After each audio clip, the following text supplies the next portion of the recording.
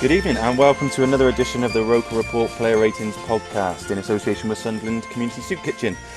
We are minutes from the final whistle, since the final whistle should I say, at a 2-2 draw with MK Dons away, with once again the lads failing to follow up a good performance and a good result within a week. And we end up with another 2 points dropped. We're going to get into the game in a little bit more detail, but I'm joined with two guests today. So first, fellow Player Ratings pod host Ant. How you doing, Ant?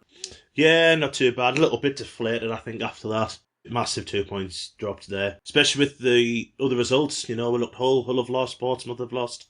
Well, they've dropped points anyway. And it's too often we're talking about this, you know what I mean? Like, we've started well, we've conceded goals, we've managed to get a draw. It's just too deja vu for me, at the minute. Yeah, it's the whole season so far, isn't it? Whenever we drop points, the other teams around us, or some of the teams around us, seem to drop points as well, and we never seem to capitalise it. I'm also joined across the Irish Sea by our favourite Irishman. Well, Gary might have something to say about that.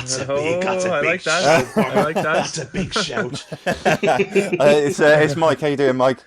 I'm all good. Well, I'm okay. Same as Ant. Same as we really should have won that game, especially the chances second half. It's becoming too regular now that we're dropping points against teams that we really should be beating if we have any aspirations of going up. But I'm sure we'll get into it in more detail now, Bomber, over the next half an hour. Yeah, we certainly will, mate. But I'm going to kick off with the 3-word review because I'm expecting it to be certainly a little bit more negative or a little bit more downbeat than the 3-word review we had in the week for the cup game. So just going through, our own Paul Fletcher, 5 games unbeaten. So we'll start off with a nice upbeat one. So that's a nice positive spin on that, Paul. Cameron Johnson, 11 bastard draws. I think that's fair to say. Yeah. There's another couple here that say about Jack Ross reminiscent. JC95 promotion, please, lads, with a question mark. So thinking thrown into doubt whether or not we're actually going to get promoted this season. Neil Graney, Jones must start. Keith Coonden, a mixed bag. Paul Jennings, need a keeper. Not too sure about that one. John Ridley, Jack Ross legacy. Michael Beveridge, not good enough. King Maguire 1, effing shite ref. Not sure about that one. I mean, the ref, we'll get into that as well, but I think the ref was quite poor, but I'm not sure he necessarily cost us the points there. Elbach 72, 2 points dropped. Connor Swainston, not good enough. Just you scroll down the list and it's saying a mixture of that we weren't good enough, we've dropped points, and a few Jack Ross tweets in there as well. So I think that kind of echoes the sentiments that we feel coming into that. I'm going to start with the team sheets. Because when the team sheets initially came in, there were 6 changes from the team that swept MK Dons aside on Tuesday, with Burge, Wright, Leadbitter, Vokins, McGeady and Wyke all coming in for Matthews, Willis, Scowen, McFadzean, Jones and Diamond. And then, not content with those changes, just before kick-off we discovered that there was a 7th change that was forced as Tom Flanagan got injured, I'm assuming in the warm-up, and Willis came back into the squad, and Dan Neal moving up to take a place on the bench. So I'm going to come to you first, Mike. Were you surprised to see so many changes to that starting lineup, given how well we played Tuesday? I think there was always going to be a few changes. I know it was the Cup the other day, and there hasn't been really much consistency with lineup. Since Johnson's coming in, he's always made a couple of changes here and there. I was surprised to see Flanagan starting, to be fair, and I was actually quite happy when I heard Frankie say about 20 minutes ago that before kick-off that Willis was coming in.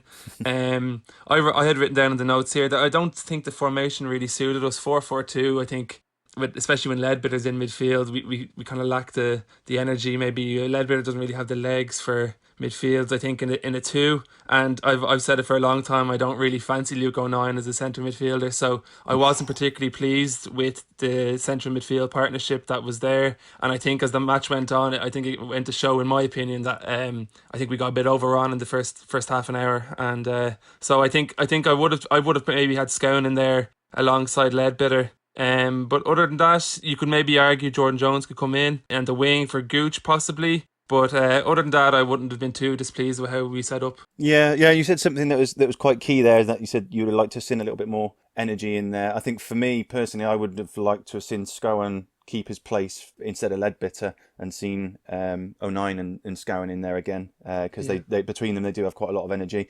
And just on that subject, can you put any logic as to why, having killed MK Dons on Tuesday with pace and energy, we seem to have completely moved away from that today by changing over half of the starting lineup and taking out some of the energy and some of the pace in Jones, in Scowen. Diamond dropped out of the team as well. What's the logic behind that for you? Yeah, I mean, obviously, Leadbitter coming in immediately, it's slower, isn't it? Because, Grant's 35-year-old, he's not going to be, able to run around the pitch as much as what he could. But what got us the 3-0 on Tuesday was we were pressing there, because they play out from the back so many times, they were doing it for 90 minutes there. And what got us our first goal on Tuesday was us pressuring them, put them under pressure, and that never happened until probably about the 35th, 36th minute there. So we'd immediately let them play their own game, which is what we didn't allow them on Tuesday. Personally, I get what Mike's saying about not having Leadbitter in the 2. I would have personally kept Scowen in. I think that not having Scowen in was criminal, to be honest. I think Scowen's been a lot better recently. And taking out Jones and Diamond, who are both very, very quick, was probably the wrong decision, but in hindsight, hindsight's a wonderful thing, isn't it? Because you're taking 2 young lads out, especially Jones, who hasn't played much football, putting 2 experienced, because Lyndon Gooch's an experienced footballer now. He's played a lot of games, and putting him in and McGeady in was probably the right decision, but it didn't quite work out, unfortunately. Yeah, we'll get onto it, but I thought we missed Jones in particular, and I think he changed the game when he came on. He was quite direct when he came on. Yeah, but we'll come on to that. So, the start of the game couldn't really have gone much better, the first 5 minutes or so, and when Charlie White put that ball through from McGeady away, I thought it was going to be more of the same. I was like, oh, here we go, another 2, 3, 4-0, maybe more. I do want to credit Aidan O'Brien in the lead up to that goal, because he brought it down, arguably handball, brought it down, laid it off really, really well, and that's one of the things that O'Brien does, I think, very well with his back to goal, bringing it down and bringing other players in. He's got a lot of faults to Aidan O'Brien. He's very patchy in his form, but that is one thing that I think he does very well. Plays an easy pass to McGeady, who slots it through, perfectly weighted ball, and it's either a very easy finish, or Charlie White's done well in making it look easy. Like I say, albeit arguably an initial handball from O'Brien, but no one appealed for it, and I'm certainly not going to argue with it. So Mike, couldn't have really been much better a start, really. No, great start. But I think you could even see, even in the first 5 minutes before we even got the goal, they were playing with the ball a lot better. They kind of set the tempo for the game. The White's goal really did come against the run of play. And really, we never really kicked on after White got that finish. It was a great ball by McGeady for the goal. And as you said, Aidan O'Brien did really, really well. But after that goal, we really just didn't kick on. We looked lethargic. I thought we looked a little bit nervous. The defence were quite loose. Cameron Jerome constantly keeps coming back to haunt us. I don't know how old he is now, but the guy keeps scoring. But after that, I think was it 10 minutes after that, 12 minutes after that, MK Dons got the equaliser. I thought Leadbitter... I don't think it was even that. I think it was like 3 minutes later. Was it even? Yeah, okay. Yeah, pretty much, yeah. I thought Leadbitter was too slow getting out to the shot originally, and I felt bad for Lee Burge, really, because I think he did well to kind of to save it originally, and it was... I think Danny Collins is saying that he should have parried it kind of away from goal, but it's easy to say that in the situation, but we were just really, really poor the first half an hour. MK Dons really got on top, and they obviously got the second goal after that. It wasn't really until like the 30th minute that we got into the game, and every single thing we did in the first half, I thought personally was coming through Aidan McGeady. I thought he was really, really good first half. He created, I think, a chance for Wyke, one for himself and one for Max Power, but it was a really, really poor start, and I think it cost us even having the chance of winning the game. Yeah, I agree. I'm just going to come back to that equaliser, actually. And I'm on the fence, similar to Mike, and I thought it was a very good reaction save from Burge. But looking at the reaction online, and even just within our own, the ROKER Report WhatsApp group, there's a lot of criticism being levied at Burge for that, having not parried it away. Like I said, personally for me, it was 2 good saves, and it was a bit of bad fortune. Where do you stand on that? I'm against, just to be honest. I thought the first, I think the first one he does palm it out, but even the second one's not not a powerful shot. It's quite weak, and he just kind of flaps at it. I know he's getting up now, but he can possibly afford to maybe catch the second one. If you look at it, it's not the strongest of efforts. So, when you look at again going back to Tuesday, when Remy Matthews made that big save at the end, when it was 1-0, and he palms that wide, and he gets a strong hand. It is kind of a weak save. The both of them are, but if a keeper's made a double save and then they've scored from it is a bit harsh to criticise him. And we should be defending that a whole lot better. We shouldn't even be mentioning Lee Burge having to make 2 saves. because it should have been dealt with. Yeah, where were the centre halves? Like, yeah, they were nowhere to Exactly, be yeah. seen. Yeah, I mean, like, Jerome missed a sitter, didn't he, on that build-up? Jerome misses his feet, and that's 1-1 if he gets any kind of connection to that. And then we're too slow to get out. We let the guy who had the first shot have about 3.5 years of time, and then at the end of the day, Lee Burge is a standard League One goalkeeper where he's not great, and yeah, he's going to pull off some good saves. He's going to make mistakes. But I cannot levy too much blame on him when it should have been avoided in the first place. Yeah, I was going to say. So I think we can agree to disagree on Burge's role in that goal. One thing we can't, or we don't disagree on, is necessarily the defending for it. Is that everybody just was caught ball watching, stood still, and just far too late to react to it. So yes, all right, you could argue Burge should have done better with the save in terms of palming it away, but there's no excuse for everybody else just standing around watching him do it. Yeah. And it didn't really, as you touched on, Mike, didn't really get much better from there. no. Cameron Jerome with just 20 minutes gone, then putting the hosts 2-1 up. Shock. I'm not really sure who was to really blame for that. Again, it seems to be something that we're blaming people for conceding a goal rather than having good goals scored against us. For me, 09 probably should be doing better out on the wide position in stopping that first piece of play from coming in, stopping the guy from cutting in far too easily. But then I'm not sure if it was Willis or it was Power, but again, just far too slow to react and just marking just wasn't there. Mike, for you, where does the blame lie for that goal? Because there's probably 2 or 3. I think as I said, the whole first half an hour, no one was before him, maybe bar McGeady, and there was just so much lethargy. Lethargy. Yeah. Couldn't even get it out. We looked shite basically. First half an hour is a better word to use.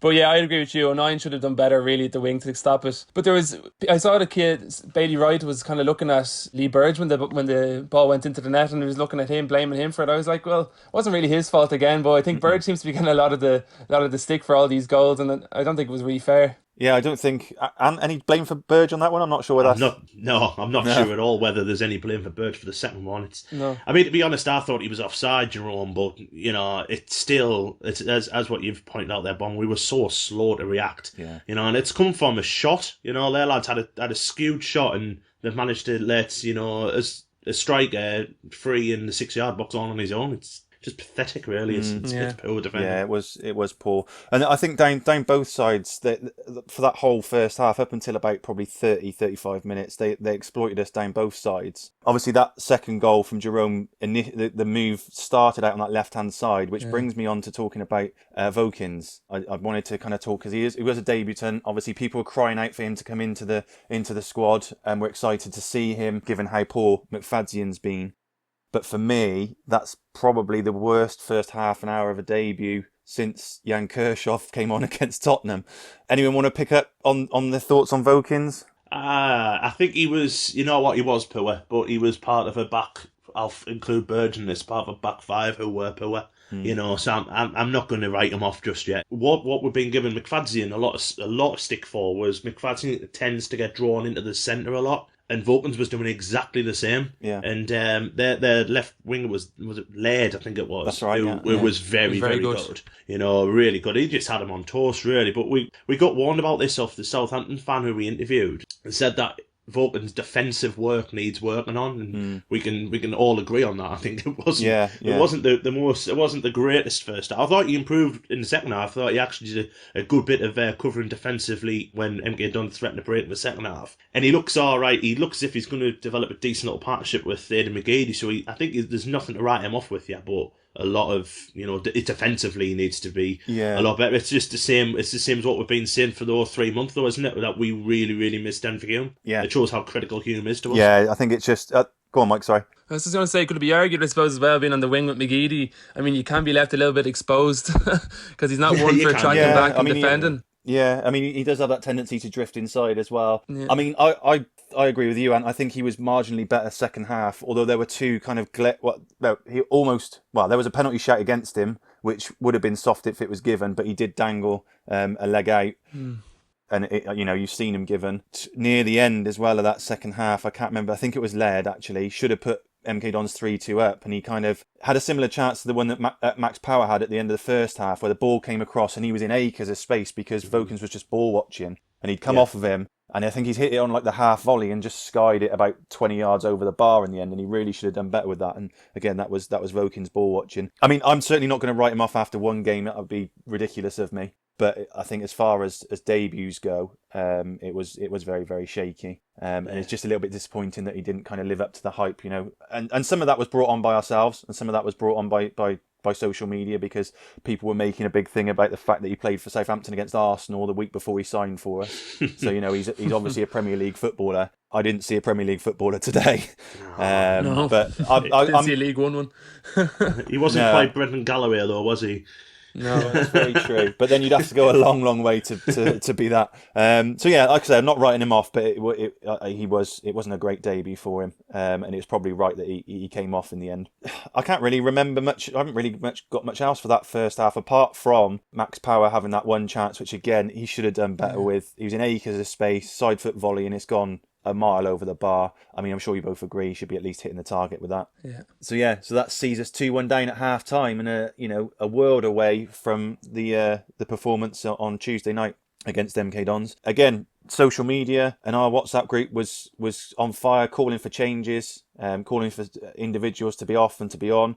But there were no changes at half time. I was surprised by that. And were you surprised that there was no changes at half time either? Yeah, I mean, I would have had Scowen on and probably Jones on at half time. It just goes to show in the second half, when Jones did come on, how much he affected the game. You've got to be making them. You've got to be looking at that first half, thinking we need to improve so much, and then you can see where we were struggling was in the middle of the park, and he didn't make any change at all there.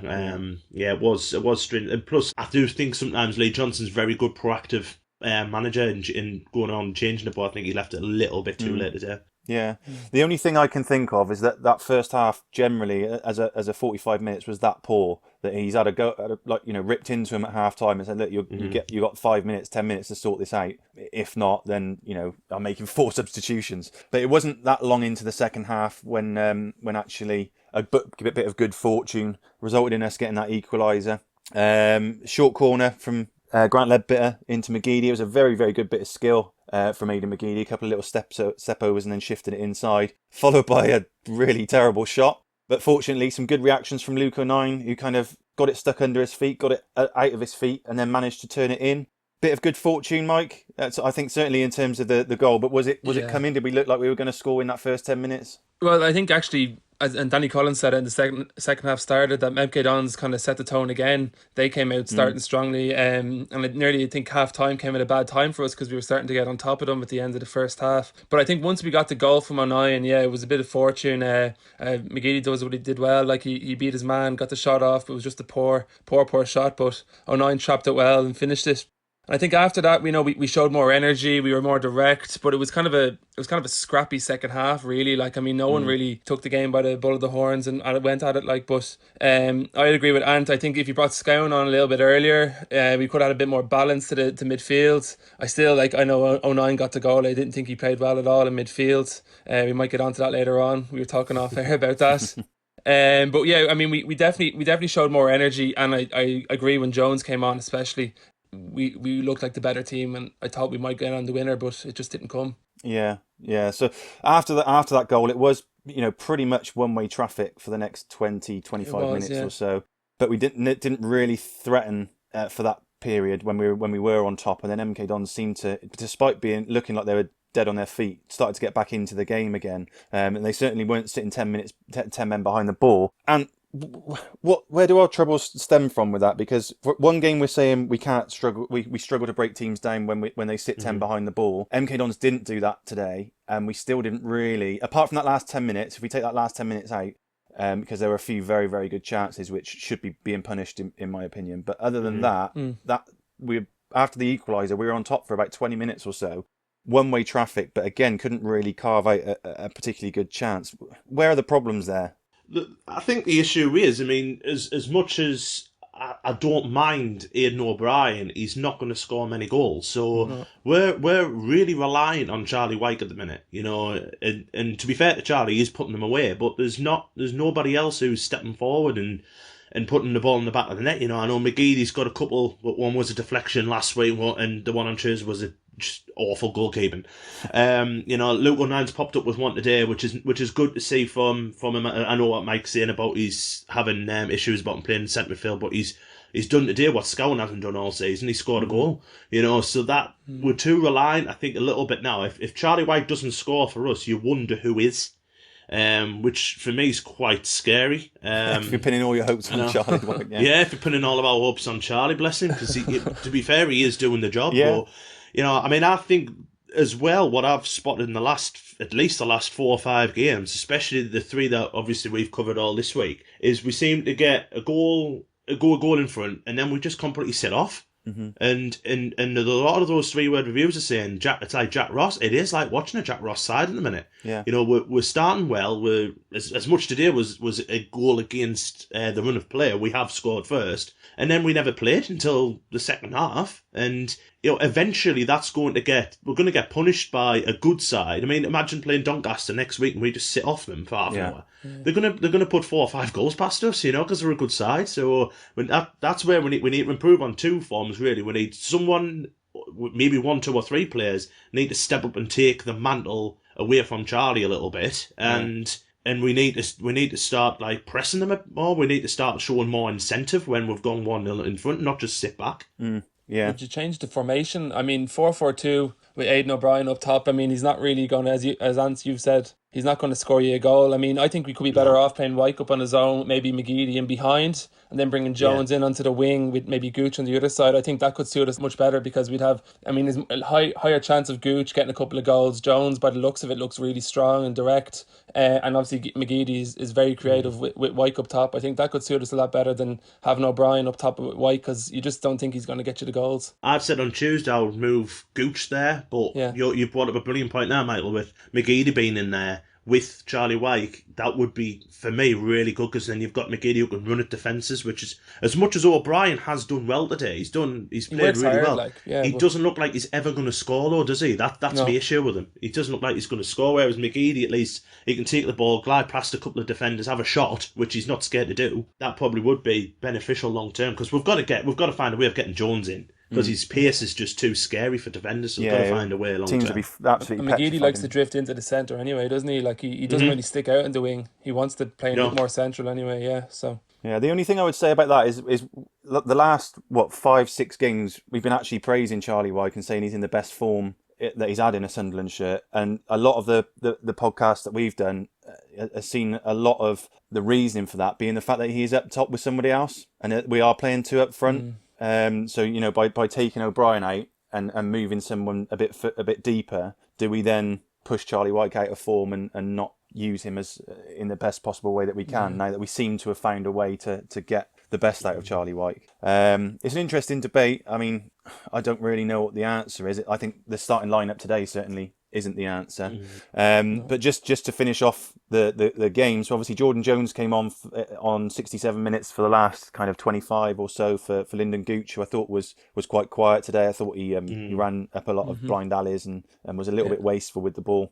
And as I mentioned earlier, Jordan Jones for me completely changed the game. That injection of pace when MK Dons were already looking pretty tired. It's no surprise that he came on and we all of a sudden started creating a few chances. A couple of flashpoints in that last kind of 15 minutes or so. So firstly, Mike, I'll ask you a simple question. Should Luke O'Nien have been sent off? Yes. You reckon? Yeah. Okay, and? Probably. It was probably set in yellow, I think it summed up the refereeing today, because he was awful for both sides. Yeah. Well, I had the MK Dons commentary on my stream. I was watching the iFollow stream, and they were absolutely raging, saying the ref had bottled it. He couldn't believe he was still on the pitch. This, that, and the other. Yeah. I mean, for me, if that was given against me as a second yellow, I would be fuming. I think it would have been soft. Personally, for me, it's the right decision. Luke O'Nien's already got his hands up when the bloke's cutting across him. It's one of those. It's impossible for O'Nien to get out the way. It's not like he's through on goal. He's out wide. So even though I agree, the referee was absolutely terrible. For both teams. Yeah, I think a second Yeah. yellow would have been very, very harsh. And it just made me laugh to listen to the MK Dons commentary going absolutely nuts about it.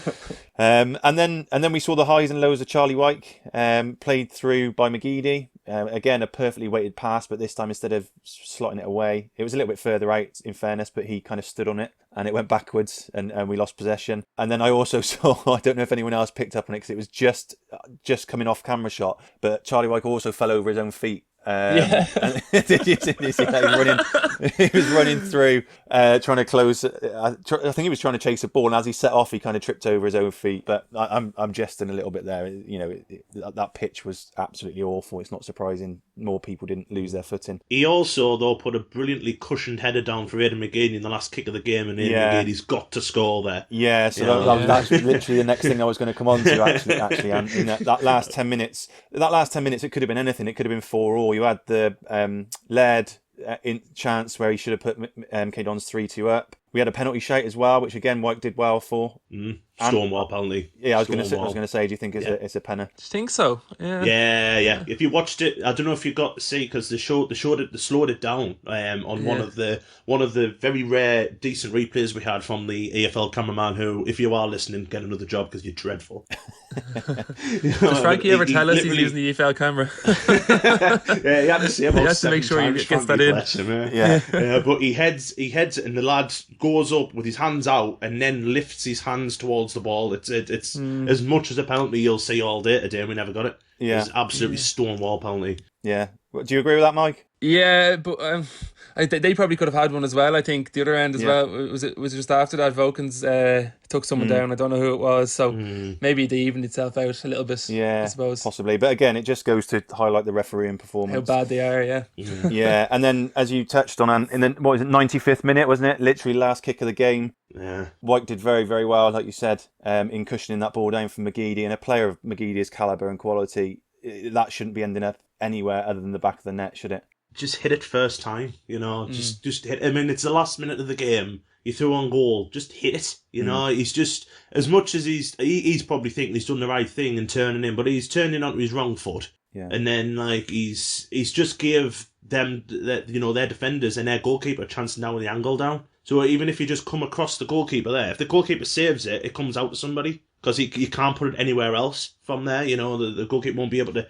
put that away for a corner because of the angle. So that would come out to possibly Charlie Wyke or whoever who's following in. So for me, you've just got to hit that first time. And I think someone of Aidan McGeady's calibre is going to be on the bus on the way home now thinking I should have won the game for Sunderland. As that full-time whistle went, you could see he was absolutely fuming with himself that he hadn't put it away. And funny enough, he did that a couple of times. So obviously the goal that 09 scored came from McGeady cutting in and hitting it with his right. He had that chance where he cut in and tried to hit it with his right. And he also had one, I think it was like the 87th, 88th minute, which was actually quite well saved by the keeper. Yes. Where he cut inside and shot with his right. So a bit of a strange one as to why he chose to do that. But only Aidan McGeady knows as to why. So it finished 2-2, another disappointing result. But there were certainly chances for us to have won that game. On another day, it could have been 4-5-2. It could have been 4-4 with the penalty shouts and the chances. So 2-2. Mike, fair result. I think we just shaded it second half based on the chances we had, especially when you just mentioned the one at the end there. But as I said earlier on, they could say they had a couple of chances. Laird had one, that penalty shout they had as well. As you said, it could have been any score really, but I think we really should have won that game if like we're still talking about aspiring to get promoted. I mean, the way we're playing, we're not anywhere near that at the moment. We really need to be killing these games off if we want to climb up that table. Yeah. But based on it, I'd say just about we could have won a 3-2 possibly, but I can't complain with the draw really after the first half performance. Yeah, no, I wouldn't disagree with that. And we touched on the refereeing performance. 2 penalty shouts, one from each team, a possible sending off for Luke 09. Some strange decisions in overruling the assistants as well, despite being miles away from them. Yeah. So I don't think he necessarily did, but did he cost us points today? No. No. We cost us points. Yeah. He got our penalty decision wrong. But I mean, what summed him up was in I think it was either the 92nd or 93rd minute, and Sanderson was getting fouled and then lost the ball and he didn't bring it back, and then we immediately break with Josh scoring. and I think it was Josh Scone who got fouled, and he blew it straight up for a foul. Yeah. We were 4-2 at the back. Yeah. And that's the only time this season where I've literally screamed at the laptop, and there's been so many opportunities for us to do that. Yeah. And I've kept me calm, but I literally lost my temper with that. Like, that was just awful refereeing. Yeah, you should have just let it go. Yeah, you should just let that go. Yeah, and come back and book him the next time it goes out. That's what you're meant to do. But that's League One. That's League One. The referees aren't very good. The opposition aren't very good. We're not very good. It's League One. Yeah, it does get a bit boring talking about the standard of refereeing though, because it is no different to Sunday League refereeing, and it should be a million miles. Despite it being League One, it's a million miles from Sunday League. And yet, you still seem to be getting Sunday League referees. Mm. So a 2-2 draw, 2 points dropped, especially given the performance and the result on Tuesday against pretty much the same team. The result sees us just outside of the playoffs on 41 points, but Accrington are on the same number of points, but 2 games in hand on us. And it also drifts us a bit further away from those automatic spots. So we'll move on to the player ratings. So I will start with the goalkeeper, as is customary. So Lee Burge I actually gave a 7, because I don't blame him for the goal. That first goal from MK Dons. He did a couple of other decent saves. I thought his kicking was pretty decent. And I think it was a slightly above average performance. So a 7. Not really much else to talk about that we haven't already said. So Ant, you're up next and you've got Max Power. Yeah, I've given Max Power a 6. Thought he was summed up our first half. He was probably our best defender in the first half. The rest of them were absolutely dire. Crossing was not great today.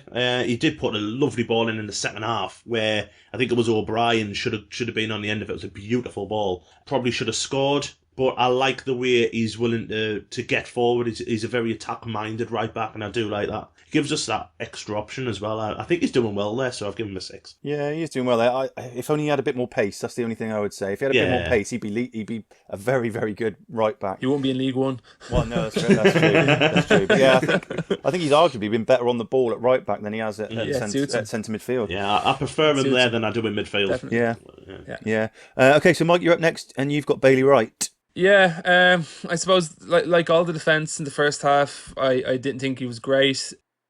I maybe put that down a little bit to how he's kind of exposed by the midfield, because I think the midfield got overrun. Jerome caused him a few problems, but I think second half he was really solid, and there was one really good challenge on Cameron Jerome.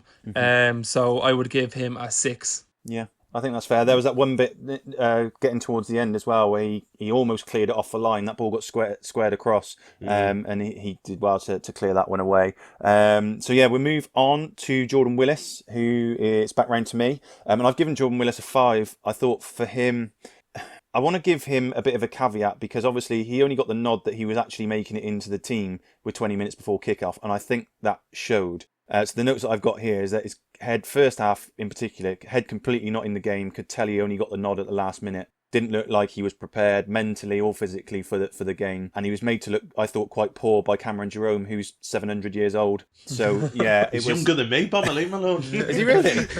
He's just been around for that long. He feels like he's been around longer than Teddy Sheringham. 35. He's 3 months younger than me. Oh, okay. In that case, I apologise, mate, and apologise to Cameron Jerome as well. But I thought Jerome made him look pretty average, particularly in that first half, and especially when that is his goal, or for his goal. I gave Willis a 5. So Ant, you have the new boy, Vokins.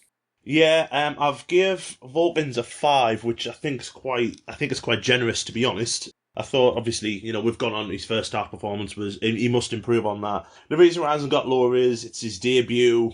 I think if that had been McFadzean playing, it would have been, a 3 or a 2. So, it's kind of like, so why are you giving him a 5? But, listen, we know McFadzean's been poor for us for months. This is Vokins' first game. So, yes, he needs to improve. Hopefully he will. And I've given him a 5. Yeah, I give him a 4 for that same reason. I've probably not just been as generous. But I think it must do better is the phrase to coin from that performance. But certainly not writing him off. Okay, so Mike, we are back to you, and you have Luke O'Nien. Oh, here we go. and I'm fully subscribed to the Luke O'Nien fan club, but just not in midfield. For me, I think we've heard this from the start, from the since he's come to the club, that first game against Charlton, you remember he was really poor centre midfield, and I don't know if that just sticks in my head every time I see him there, but for me he just doesn't look comfortable in central midfield. I don't think he has the technique on the ball for it. I don't think he has the distribution in terms of spreading the ball to the wings. Like, he has the energy in terms of getting forward, and I know we got the goal, I just don't think it suits him. I think he's a far better right back, or even as a number 10 we were talking about earlier on, where McGeady might be good. I thought he could do it there. I thought he wasn't great first half, completely overrun with Ledbetter. He did improve second half, obviously got the goal, but I probably wouldn't have even had him on the pitch in the second half, to be honest. I would have had Scowen on at half time. So for me he gets a 6 just because he got the goal. Minus goal, it's a 4. Going off you, Mike. You remember what I said earlier about you being the favourite Irishman? That's about to change. Gary's just taking it now. Yeah. So I thought 09. I thought he was poor first half as well. I don't disagree with that. I thought he was a lot better second half. One thing I did notice that he spent a lot of time covering Vokins in that kind of left back position. Fairness, and I also think he was made to look worse by having Grant Ledbetter next to him rather than Scowen, because Ledbetter just couldn't move basically. Yeah. And speaking of Grant Ledbetter, it comes back around to me, and I've got him. And I've given him a 4. Some of the notes I've got for him was a terrible first 20 minutes, stood far too far off of his man, which meant that people could pass it around him or take him on far too easily. He got skinned and taken on far too easily. He still can't take a corner. I don't know. Honestly, I think there was one, and again, it was picked up on the MK Dons commentary. He puts his right arm up and clips one to the front post, which then doesn't beat the first man. And he takes another corner, not 30 seconds later, puts his right arm up and overhits one that curls out for a goal kick at the back post. And I'm just like, oh, come on. But, the one good one that he did do was a short one to Aidan McGeady, and we scored from it. But there was another piece of play as well down the left hand side. I can't remember who. It was McGeady played it into him, and he tried to backheel it back to him and tried to be fancy, and he just backheeled it straight out of play for a throw in. And yeah, I mean, it might sound harsh, and I know Ledbetter has come into a bit of a renaissance in the last kind of 6 months or so. I don't really want to see him start a game for us. I think he's much better coming off the bench to settle a game down when we need to slow it down a little bit. I think 09 and Scowen are those two positions, and like I said, I don't really want to see him start a game, particularly not a game like that. Considering he's 35-year-old, he played for however long. He's playing on that absolute ploughed field of a pitch. It didn't suit him at all. I do think that was a bad decision by Johnson in sticking him in, and certainly giving him a whole game in there. So yeah, it's a 4 for me. So Ant, we'll move back round to you, and you've got Aidan McGeady. Yeah, I've given Aidan McGeady a strong 7. He was on an 8 until the last kick of the game, when I think he should just bury it, and should be winning the game for us. But I thought that was his best game since his exclusion from the squad, shall we say, last season. And it's great to see him. It's actually, he's kind of getting back into the form he was in certainly the first year of our League One journey. So, we get that cheat code, isn't it? We normally say, the cheat code having Aidan McGeady in, and the kind of that's coming back. So yeah, I thought he was very, very good. Probably our best player, so I'll give him a 7. Yeah, but he would have got an 8 had he done the right thing and scored. Yeah. So I gave him a 6 for that very reason. So I marked him down and Mark for missing those 2 chances. Mike, Charlie Wyke. Charlie Wyke obviously got the goal, a couple of decent chances first half, but I think, as we've probably spoken about many times in this podcast, I've heard it said he doesn't do much other than that. Yeah. But I gave him a 6 because he got the goal, and I mean, I could nearly mark him down like you did, Bomber, for missing a couple of chances. But I'm going to start off here. I think we need to see more from him really from outside of the goal, other than getting the goals. But I won't open that can of worms now. I'll say a 6 and move on. Okay, it's probably fitting that I came to you with Charlie Wyke, because Ant and I are well documented at being opposite ends of the Charlie Wyke scale. So I think it's quite fitting that it came to you with that. So I've got last couple then. So I've got Lyndon Gooch. I've given him a 6. I think it's probably a generous 6. He ran into blind alleys, didn't really do an awful lot with the ball. Again, decision making for me needs to be better for a player who should be doing better. So yeah, I gave him a 6. So Ant, Aidan O'Brien. Yeah, I want to give him a 7, but the fact he just doesn't offer any goal scoring prowess whatsoever for me as a striker, I'm gonna have to give him a 6. But listen, in the first half, he was probably our probably one of our better players, which isn't saying much. But the build-up play for the first goal was excellent. I thought he did a decent job of harassing there. Centre halves a bit more than what Charlie should be doing. So I am on the Charlie White fence, but I think I agree with Mike said Charlie should have been doing better. But yeah, O'Brien, 6, and I do think his position is under threat. Yeah, I think so. I think he bought himself a bit of time with that performance a couple of weeks ago, but that kind of credit has run out now, I think. Okay, so I'll quickly rattle off the subs, and Mike, you can let me know if you agree or disagree with them. So Jones, I've given a 7. Thought he changed. The game looked completely different and a lot more open, and we looked a lot more threatening when he came on. Yeah. Scowen, I've given a 7. Also, again, was part of changing the game. We had a little bit more energy in that midfield, a little bit more bite.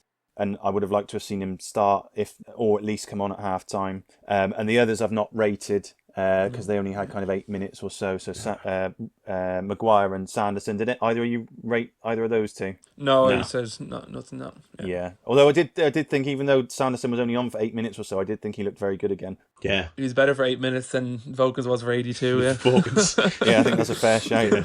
I've put one comment next to Maguire and should have been Diamond. I actually said that as well. Where was Diamond? Yeah, that's a good point.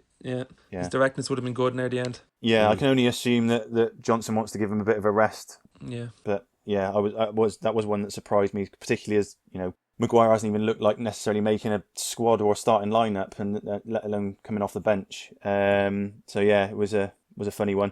So I'll ask you to rate the gaffer then as well. So Mike. I was a 6. I think he was too slow making changes. I think there should have been 1 at half time in midfield. I personally, actually, you nearly could have made 2. I thought Gooch was really poor first half. I didn't really comment on that in the ratings there. I think you could have easily taken Lyndon Gooch off and one of O'Nien and Leadbitter, in my opinion. I know your opinion's Leadbitter, possibly, Bomber. Yeah. But I 6 for Lee Johnson. I think he could have definitely been quicker with the changes. I like his hat though. Yeah, very Peaky Blinders-esque. Yeah. And me and you had him as well. You talked me up to a 10 on Tuesday. What have you got for him today? No, it was Gav who did that, mate. I had him as an 8 as well, but I got talked up. I've got him as a 5 today. Basically, I thought looking at the starting lineup, I was just looking and thinking it's just too many changes from Tuesday, considering how well we played. Why Dan Neil wasn't in the original squad of 18 was baffling for me, because how well he did on Tuesday night. So the inability of making half-time substitutions, especially in the middle of the midfield when we were getting completely outran, was poor. Eventually brings Jones on, who changed the game, but that should have been done at half-time. And not bringing Jack Diamond on. It's, why Chris Maguire, who hasn't been getting that much of game time anyway, and then you're chasing a game especially against Dean Lewington, who's another one who's probably about 6,002, and then you can bring Diamond on and get Diamond to run at him. Instead, we bring Chris Maguire on, and automatically we slow the game down. Yeah. No. So I'm I want to be harsh on Johnson. I do like Lee Johnson. I think Lee Johnson is a good football manager, but again, as I said last Saturday, he's got it wrong again for me today and needs to improve. Yeah, I'd agree with that. I've got him as a 5. I thought the initial team selection was wrong. Too many changes, too much pace and energy taken back out of the team. And I think some of the substitutions were probably a bit too late. He should have made a couple at half-time. And I think some of the substitutions were wrong. Again, similar to you, and bringing Maguire on instead of Diamond, and not taking Leadbitter off at half-time, for me, at least, were 2 of the wrong decisions. So he's gone from a 10 to a 5. Well, he's gone from an 8 to a 10 to a 5. So yeah, the ups and downs of Lee Johnson. Yeah, well, Sunderland. Yeah, so like I said, that sees us just out of the playoffs, but it does see us slip a little bit further out of the reach of second place in the automatics. So just very quickly, and where does the season go from here? How many times have we said on any pod, this is a huge week now. We've got Shrewsbury away, which is now turned into a must win, and then I think we've got Doncaster at home, haven't we, next week? And they're the informed side in the league. They've won again today against Oxford. That's going to be difficult, and Shrewsbury actually give us a good game up at the Stadium of Light the other week, so we need to be looking at getting minimum 4. Probably we need all 6 now, the way it's going, because as you're saying, we keep on falling away from, we're now 7 points behind Hull in second, who lost today. You know, I mean, had we, because we should have won last week, even though we didn't play very well, and we should have won today. There's 4 points dropped in a week. We're in the middle of the playoffs then, and we're hunting down Hull. You know, we're hunting down like Hull and Lincoln then, but at the minute we're going to be also around. I think we'll be lucky the way it's going. We'll be lucky to sneak into the playoffs. I think we will do. I think we will do because we've got the squad now to make the playoffs. I think we will do, but I would really, going forward, like to see a lot more pace, maybe with Jones and Diamond either side. Yeah, I want to see the Tuesday night approach for the rest of the season for me. Yeah, you do. You want to see the League Cup approach, the high pressing. You want to see that, getting the early goal, high press. You know, the bully teams. You know, let's get the likes of Dan Neil in. You know, as you've just said there, Bomber, Grant Ledbetter. He's had a great season, but the last few games he has shown signs that he's slowing down. Let's give him a rest and let's get Dan Neil in. Why not? You know, Dan Neil's never put a foot wrong in the Sunderland strip. So if they're trusting to do it in a cup game where we've got the semi-final of, why don't we trust them in a league game and get the same opposition? Yeah. It's madness, isn't it? Yeah, it's crazy. I don't disagree, mate. But that's probably a debate that the guys on the extra pod a bit later on this week we'll get into, no doubt, about how the season's looking and how we're going to line up.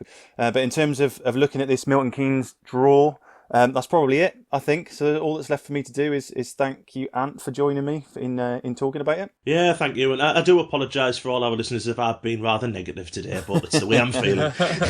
And also thank you to the second favourite Irishman in the ROKER Report team. Mike, thanks very much, mate. Thanks, Bomber. Cheers. We'll be back with you. No worries. We'll be back with you later on in the week. But for now, thanks very much. See you soon.